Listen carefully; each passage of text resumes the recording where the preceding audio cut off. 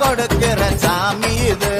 கையில கத்தி இருக்கும், மீச சுத்தி இருக்கும், பெரிய நெத்தி இருக்கும், கோபம் அப்பி இருக்கும். ஆடுவோம் பாடுவோம் கொண்டாடுவோம்.